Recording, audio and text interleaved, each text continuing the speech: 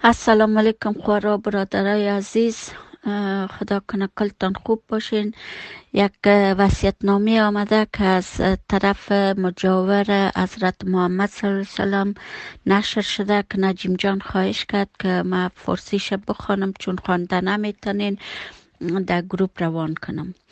خب وصیت‌نامه از این قرار است که ضرور است با صدای بلند بلند بخوانید تا مردم بشنود. از شهر مدینه آج شیخ احمد این وصیت‌نامه را فرستاده که خود آج شیخ احمد چطورکایی است که امی نصیحت در وقت که افغانستان پیش از اینکه اوضاع خراب شود اموام خو دیده بود، یک چیز پیش بینی کرده بود که حال باز هم میره خو دیده و پیش بینی کرده.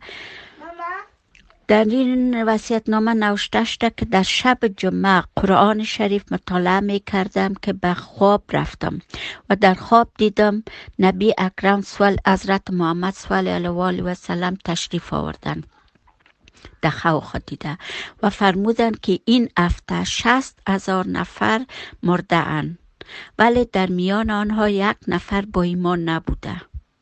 خیلی دوران بد شده، زنها حجاب اسلامی را رعایت نمی کنند، فرزندان حرف پدر و مادر گوش نمی کنند.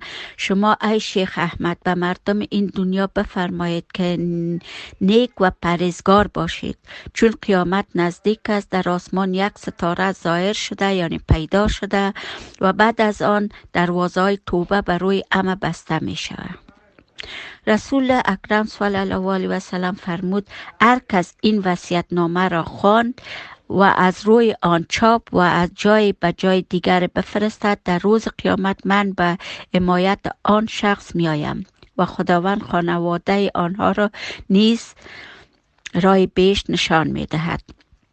و باز فرمودند هر کس این وصیت‌نامه را تقسیم نکند خدا آن را از رحمت خود محروم می کند و هر کس این وصیت‌نامه را نقل کرده و به یاران بفرستد انشالله بدیهایش تمام می شود، حاجتمندان به مرادش می رسد.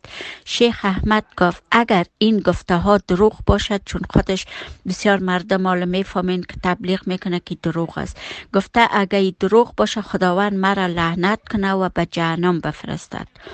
بر ما واجب است بر محمد صلی الله علیه وسلم درود بفرستیم و به گرفتن روزه و نماز خواندن پایبند باشیم و به فکر خوردا و رای راست برویم. پیغمبر صلی الله علیه وسلم می فرماید دو جمله است که در آن سنگینی و بر خدای رحمان نزدیک و پر محبت است: سبحان الله و بحمده سبحان الله العظیم، سبحان الله و بحمده سبحان الله العظیم، سبحان الله و بحمده سبحان الله العظیم. برای 30 نفر بفرست. اگر این 30 نفر این جملات را تکرار کردن تو صاحب 5,200,000 حسنه می شوی. و اگر هر نفر این 30 نفر را برای 30 نفر دیگه بفرستد که جمله میشه 4,680,000,000 برای تو ثواب میرسه. تو نمیدانی که امشو هستی یا صبا میری یا صبا میفرستی تا صبا را نیستی. هرچقدر زودتر امیر ثوابش دست بیارین بهتر است.